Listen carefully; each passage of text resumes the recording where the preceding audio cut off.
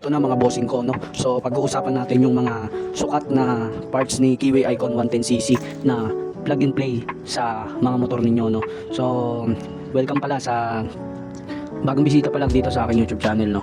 And sa aking TikTok and sa aking Facebook, no? So kapag ka-upload ko to sa YouTube, sa Facebook, syempre meron din sa TikTok at hindi mawawala yung link na ilalagay ko dyan kung saan kayo makakapag-check out ng mga parts na babanggitin ko, no? So syempre ilalagay ko yan sa yellow basket, kaya pag-click nyo ng yellow basket, lalabas dyan yung mga plug and play ni Kiwi Icon 110cc, no? So saan ba tayo mag-uumpisa, mga bossing ko?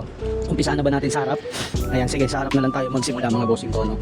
So eto, kahapon marami nagtatanong sa akin kung ano nga daw ba yung plug and play na front suspension ni Kiwi Icon 110cc, no? So kung magpapalit kayo ng front suspension, so ang sukat niya is 220 mm. So pero plug and play dyan yung Scoopy, Click at saka Honda Beat, no? So kung magpapalit kayo ng poging front suspension, so kung magpapalit kayo ng front suspension, so wala na kayong adjustment na bibilhin or parts, no? Kung front suspension lang talaga yung bibili ninyo. Pero kung gusto niyo ng set kasama yung caliper at saka itong disc nya, ayan, itong disc nya, so meron doon na complete set. So ilalagay ko yung link dyan, tsaka dyan sa yellow basket. So isang set yan kasama yung caliper para pagka na palitan na yung inyong yung inyong brake pad pang Honda Beat FI na lang yung ipapalit niyo. So siyempre pagka may budget naman kayo, palit na rin kayo ng mags para isang set niyo yung harap, no? Honda Beat version 2, yung plug and play na mags, Boom X, or bahala kayo kung anong mapormang mags yung ipapalit ninyo. So next tayo, mga bossing ko, dito tayo sa MDL na makapal at plug and play. Ito, isasalpak nyo na lang, mga bossing ko. Sa mga nagko-comment sa akin kung anong ilaw yung maganda, kahit anong ilaw, no, depende sa mekaniko na magkakabit ng inyong ng inyong ilaw, no. So yun, mga bossing ko. So kung gusto niyo mga bossing ko, kung gusto niyo palit ng CVT, so ilalagay ko yung link diyan, tsaka dyan sa yellow basket. So meron tayo na complete set ng CVT, bola, sprocket, ano ba yung tawag doon, basta isang set siya, mga bossing ko, no? So pang Honda Beat FI, no? Pati yung belt pang Honda Beat carb para mas maganda yung kapit, no? So less vibrate. So kung gusto niyo, mga bossing ko, ng na walang ingay sa push start, so magpalit lang kayo ng Bendix. So kung magpalit kayo ng Bendix, piliin nyo yung nandyan sa yellow basket ko, kasi yun talaga walang ingay kapag yun yung kinabit ninyo or pamalit sa Bendix ninyo. Kaya maingay yung push start ninyo kasi gawa yun ng Bendix, no? So hindi masyadong kapit yung Bendix nya, yung Bendix starter, no?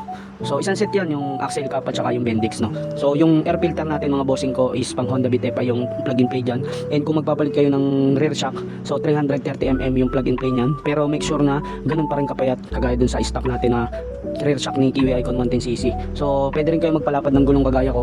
So ang plug and play dyan is sa likod hanggang 110/80/14, sa harap 100/80/14. Yun yung pinaka sagad na lapad ng gulong ni Kiwi Icon 110cc kagaya nung akin, no? So kung magpapalapad kayo ng gulong kagaya nung akin, make sure na bibili kayo ng extension para sa rear shock, para mas tumaas, gumanda yung tindigan ng likod. Tapos syempre para mas mabigat yung may karga ninyo at hindi siya sasayad, no? Kagaya nung akin, mga bossing ko, napakalapad ng gulong ko. Yan, makikita nyo naman. So halos hindi ko na nalilinisan yan. So kung hindi na gumagana yung mga pindutan ninyo, gamitan nyo lang ng WD-40 yan. Baka kasi mamaya madumi na yung mga sakit nyo. So speedometer, meron tayong available nyan. Kung namamatayan kayo ng motor, ng mga ilaw, so regulator, pwede nga kayong magpalit ng regulator pag nakaisang taon yung motor nyo. Battery, meron din tayo nyan sa yellow basket. So ano pa ba? Yung pwede? So yung brake lever, mga bossing ko, ilalagay ko naman yung link dyan sa yellow basket, no? So pwede na kayo mag-check out dyan, available na ulit sa mga nagko-comment sa akin, no? Pwede na kayo mag-check out, so available sa yellow basket. Ayan, so yun, kung gusto niyo magpalit ng brake lever, pasok dyan yung pang Sniper B5 150, so ilalagay ko yung link dyan para makapag-check out kayo, mga ka-icon, no? Ano pa ba? Yan, kung gusto niyo ng top box, plug and play dyan yung sec bracket ng pang Honda Click 160. Ayan, Honda Click 160 na sec bracket, plug and play dyan sa icon natin, no? So ang ginagawa ko lang naman, mga bossing ko, nag-research lang ako kung ano ba yung mga plug and play para sa Kiwi Icon 110cc natin, kasi napakahirap makahanap ng mga parts ni Kiwi Icon 110cc na tutugma sa ipapalit natin na siraan na parts, no? Yes, and regular throttle cable, napakahalaga kasi wala yan sa shop, walang kasukat. So makakakita kayo doon, kahit GY6 medyo mahaba, yung iba naman medyo maikli. So much better kung same talaga ng haba ni Kiwi Icon 110cc yung throttle cable. So meron tayo niyan, ilalagay ko yung link dyan tsaka dyan sa yellow basket. So pwede na kayo mag-check out. So kung namamatayan kayo sa biyahe, so meron dyang minor, pwede nyong iangat para tumaas yung minor and ibalik nyo ulit sa dati, no, kapag okay na. Tapos ano pa ba,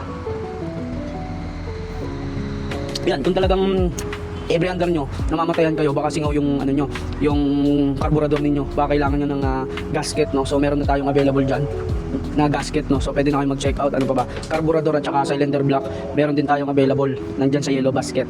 Pero kasi sa yellow basket, mga bossing ko, hanggang 10 items lang po yung malalapag ko. So punta na lang kayo sa aking YouTube channel, ako si MD Vlogs. Makakapaglagay ako ng parts doon hanggang 20 items, no. So pwede kayo mag-check out doon, ilalagay ko yung link ko dyan sa comment section para makapag-check out kayo. So ano pa ba, ito, yan, itong yan yung ano, foot cover. So 3 years na yan. So ang bilhin nyo lang Vario 160. So plug and play yan, kita nyo naman plug and play. So yun, ano pa ba, mag-comment lang kayo para mabigyan ko kayo ng tips kung paano tatagal sa inyo yung motor ninyo at hindi kayo masisiraan habang bumabiyahe kayo. So yun, all goods mga bossing ko, 4 years and 4 months in counting si KWI Icon 110cc. Ang gamit ko lang na gas dito, premium na pula and per 2 na polysynthetic, no. So kung gusto niyo ng kumbaga magandang langis, so ilagay niyo gamitin niyo lang yung yung polysynthetic na per 2 kasi napakaganda nun sa makina ng motor natin. So yun, hindi ko na pahabain mga bossing ko. So ingat kayo palagi and ride safe mga ka-icon.